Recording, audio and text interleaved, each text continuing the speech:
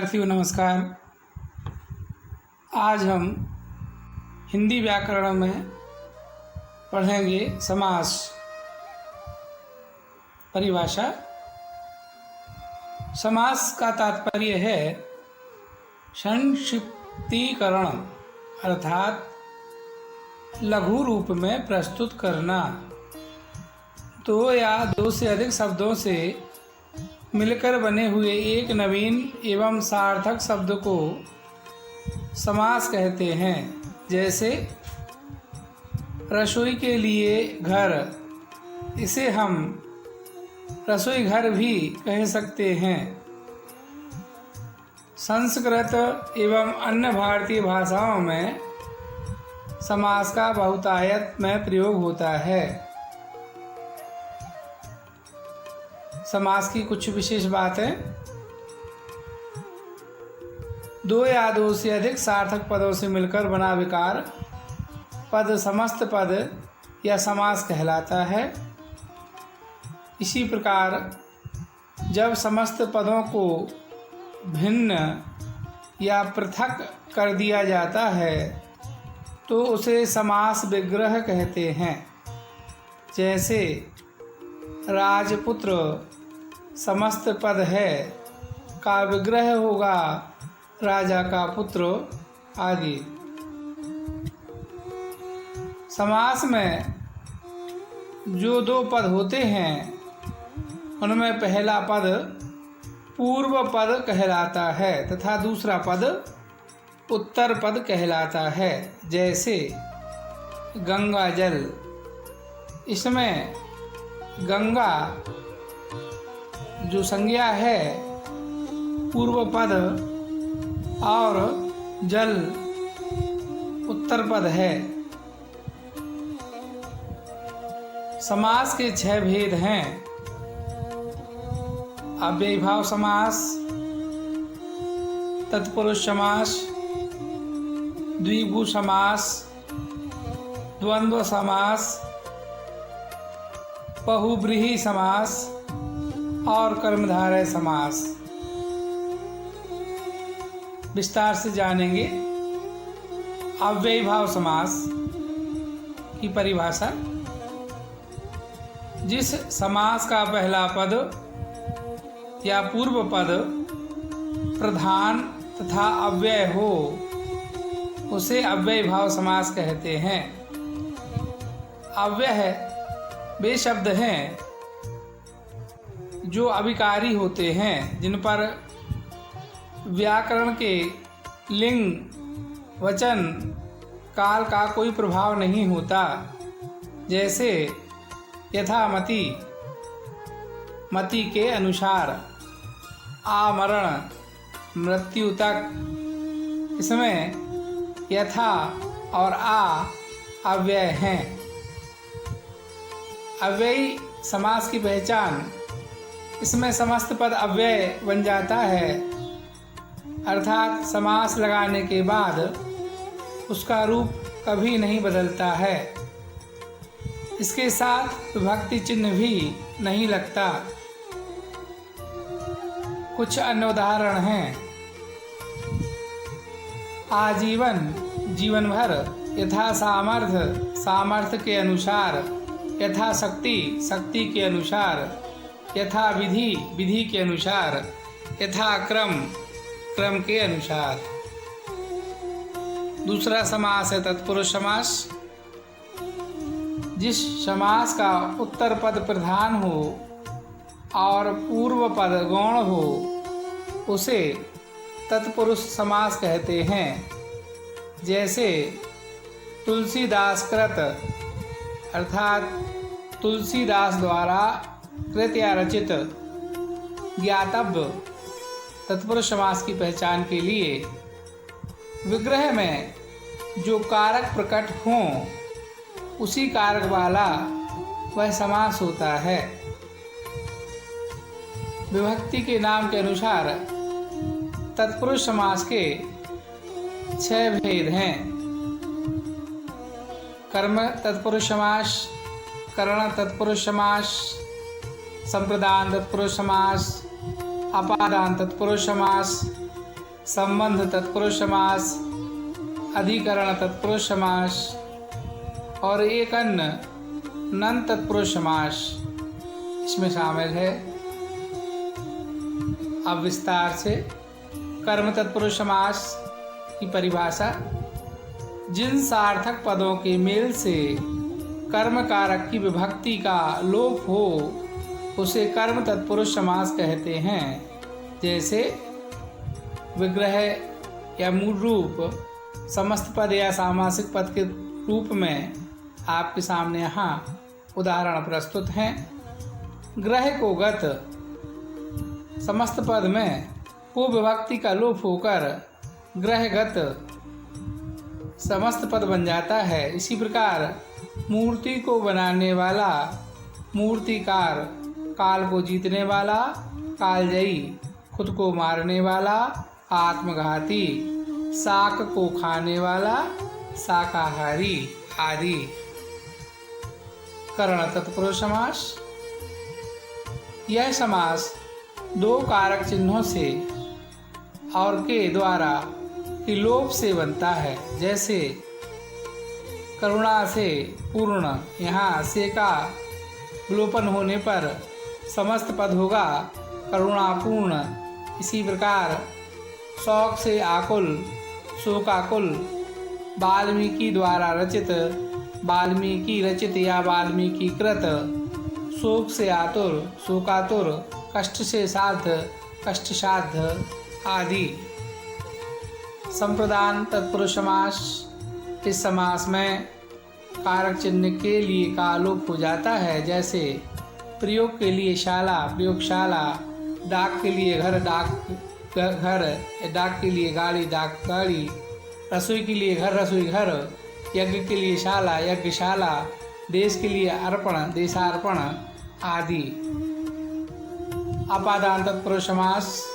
इस समास में अपादान कारक के चिन्ह से का लोप हो जाता है। जैसे ऋण से मुक्त, ऋणमुक्त, धन से हीन, धनहीन, गुण से हीन, गुणहीन, विद्या से रहित, विद्या रहित, पथ से भ्रष्ट, पथ भ्रष्ट आदि। संबंध तत्पुरुष समास।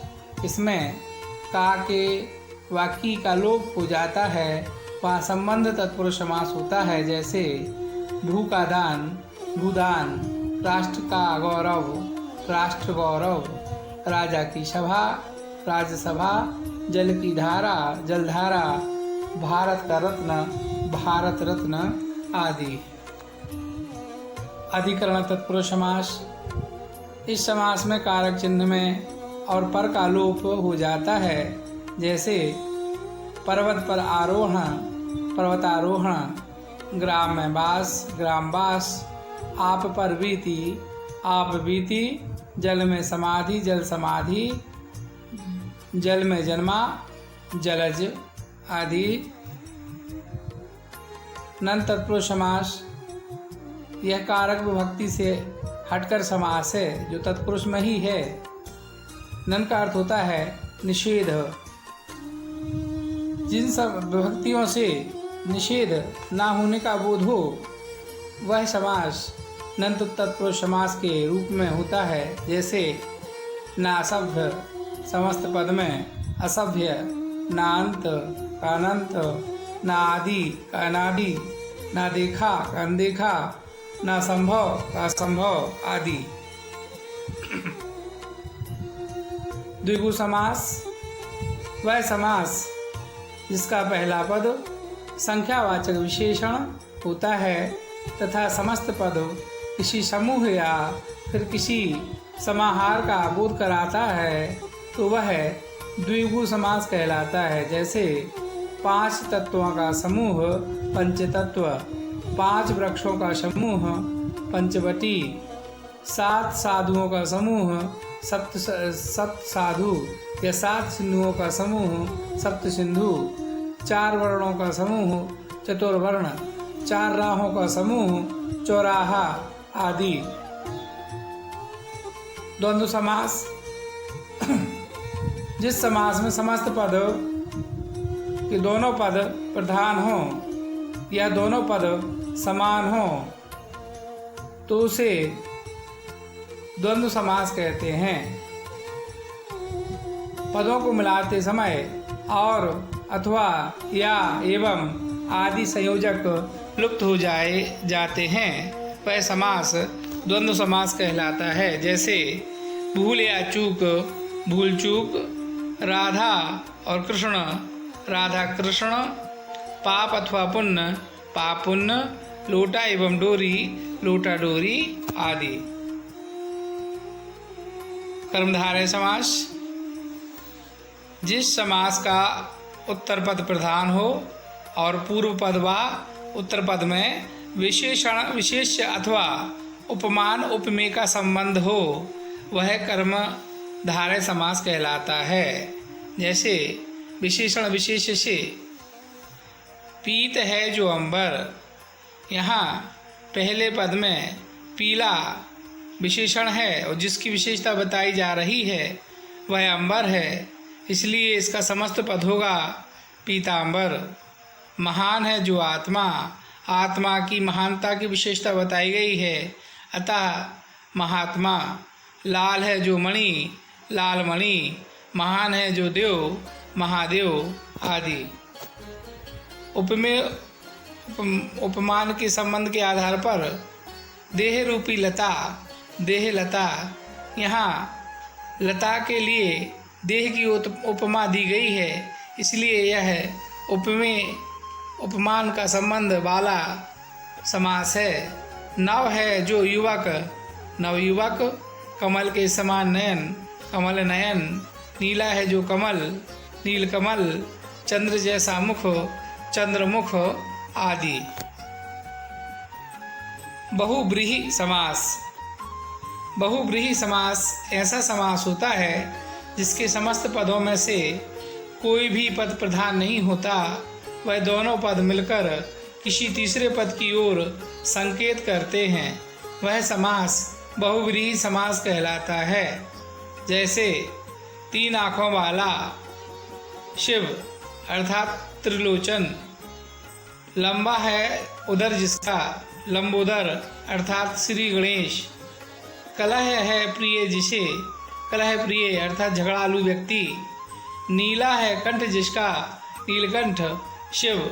हमने प्रत्येक उदाहरण में एक खास बात ये देखी है कि समस्त पद बनने के बाद जो अर्थ स्पष्ट होता है वो किसी अन्य को इंगित करता है, अर्थात जो समास किसी अन्य के रूप को प्रकट करता है उसे बहुव्रीहि समास कहते हैं। बहुव्रीहि समास और कर्मधारय समास में कुछ उदाहरण बहुत ही नज़दीक या पास में लगते हैं। कई बार विद्यार्थी इन उदाहरणों के आधार पर यह निष्कर्ष नहीं निकाल पाता कि यह किस समास का उदाहरण है, अतः इसको समझने के लिए हम इनमें अंतर समझेंगे। बहुव्रीहि समास और कर्मधारय समास में अंतर, इन दोनों समासों में अंतर समझने के लिए इनके विग्रह का ध्यान देना चाहिए। कर्मधारय समास में एक पद विशेषण या उपमान होता है तो दूसरा पद विशेष या उपमेय होता है। जैसे नील गगन में नीला विशेषण है तथा गगन विशेष्य है, इसी तरह चरण कमल में चरण उपमेय है और कमल उपमान है, अतः दोनों उदाहरण कर्मधारय समास से संबंधित हैं। बहुव्रीहि समास में समस्त पद ही किसी संज्ञा के विशेषण का कार्य करते हैं। जैसे चक्रधर चक्र को धारण करता है जो अर्थात श्री कृष्ण। अब उदाहरणों के आधार पर समझें। कर्मधारय समास का उदाहरण है नीलकंठ, नीला है जो कंठ अर्थात गले को नीले होने की विशेषता का यहाँ वर्णन है, इसलिए यह कर्मधारय समास है। दूसरी ओर नीलकंठ, नीला है कंठ जिसका अर्थात शिव किसी अन्य की ओर यहाँ इंगित हो रहा है। लंबोदर मोटा पेट वाला, जबकि लंबोदर लंबा है उदर जिसका। गणेश यहाँ पर किसी अन्य को इंगित किया जा रहा है। यही दोनों समासों में सामान्य अंतर देखना चाहिए। द्विगु और बहुव्रीहि समास में भी कई बार संख्या को लेकर असमंजस पैदा होता है कि कैसे समझें यह बहुव्रीहि समास है या द्विगु समास है। इसको समझने के लिए हम कुछ उदाहरण देखेंगे। द्विगु समास के उदाहरण में बहुव्रीहि समास से इसका मेल, चतुर्भुज, 4 भुजाओं का समूह, इस स्थिति में यह द्विगु समास हो जाएगा। जबकि 4 हैं भुजाएं जिसकी यहाँ विष्णु अर्थात किसी अन्य की ओर वह इशारा करते हुए उदाहरण सामने प्रस्तुत हो रहा है। अतः चतुर्भुज दोनों रूप में अलग अलग प्रयोग हुआ है, इसलिए यह द्विगु और बहुव्रीहि अलग अलग अंतर स्पष्ट करता है। दशानन, 10 आननों या समूह वाला, जबकि दशानन जिसके 10 हैं आनन अर्थात रावण।